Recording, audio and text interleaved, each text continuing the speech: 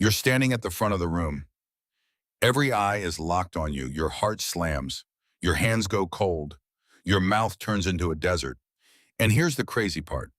Nothing is actually wrong. Nobody's going to hurt you. It's just 20 people in a slideshow. So why does your body act like you're about to die? Because part of your brain thinks you are. Surveys keep finding the same wild thing. A lot of people fear public speaking more than they fear death, more than heights, more than flying. Stand people at the edge of a stage and their brain screams louder than standing at the edge of a cliff. That makes zero sense in the modern world, but it makes perfect sense if you go back 100,000 years, because the thing terrifying you on that stage was, back then, one of the deadliest signals your ancestors could feel. Being watched. Let me show you where this glitch came from. Meet your ancestor. Let's call him Grok.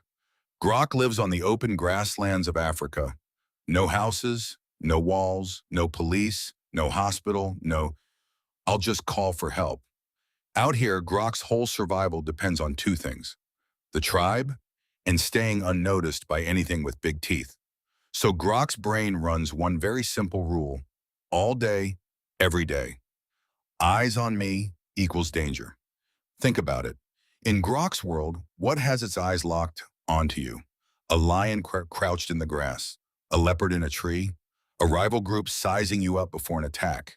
When you can feel something staring at you, it usually means you're about to become lunch. So evolution built a shortcut into the brain. A little alarm bell called the amygdala. Its only job is to scan for threats and pull the fire alarm fast, before you even finish thinking. The second Grok senses eyes on him, that alarm dumps a flood of stress chemicals into his body. Heart races to pump blood to the legs. Hands go cold, because blood is being pulled to the big muscles. Stomach drops. No time to digest lunch when you are lunch. This is the famous fight or flight response. And for Grok, it was a lifesaver.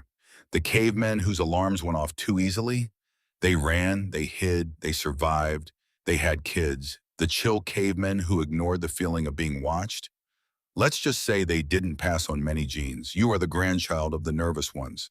That's not an insult, that's why you're alive. But there's a second layer, and this one's even sneakier. Grok didn't just fear predators, he feared getting kicked out of the group.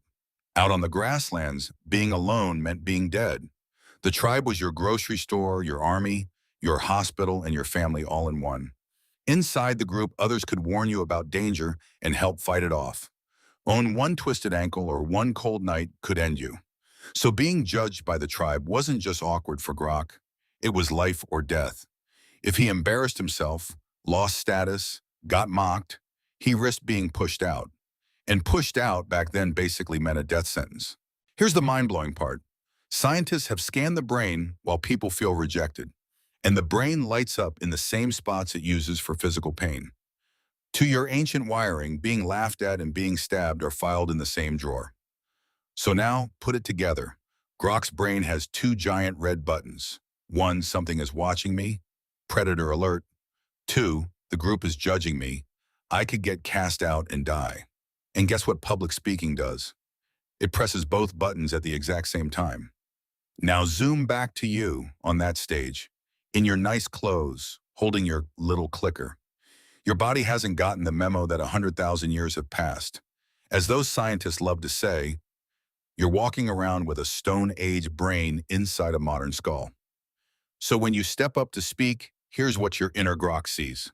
A group of humans, all facing you, all staring at you, silent, watching your every move, judging. To your amygdala, this isn't a Monday morning meeting. This is a circle of predators. This is the whole tribe deciding whether you get to stay or get thrown out. So it does the only thing it knows. It pulls the fire alarm. Heart pounding. That's Grok getting your legs ready to run.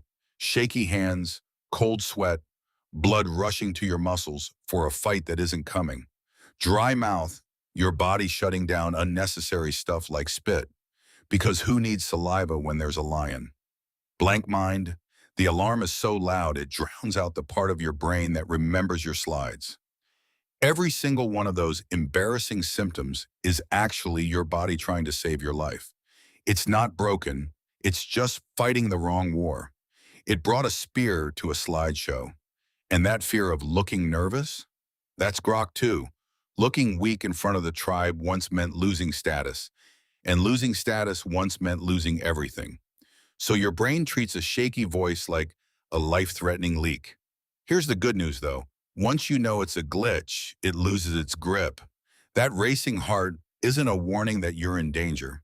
It's just an old alarm system doing its ancient job 100,000 years too late. You can literally talk back to it. Thanks, Grok. No lions here. We're good. That's why the tricks that actually work, slow breathing, looking at friendly faces, practicing till it's boring, all do the same thing. They gently tell the amygdala, stand down. This is not the grasslands. You will never fully delete this fear. It's baked into your DNA. But you don't need to delete it. You just need to understand it. Because the next time you're standing up there, hard hammering, hands like ice, you'll know exactly what's happening. That's not weakness. That's 100,000 years of survival showing up for a meeting it doesn't understand. And now you do. If your brain just felt a little less scary, do me a quick favor. Hit that like button because it tells the algorithm to show this to more people whose inner caveman needs to hear it. Subscribe so you don't miss the next one where we dig into another ancient glitch running your modern life. And if someone you know turns into a nervous wreck before every presentation, share this with them. Their inner Grok will thank you.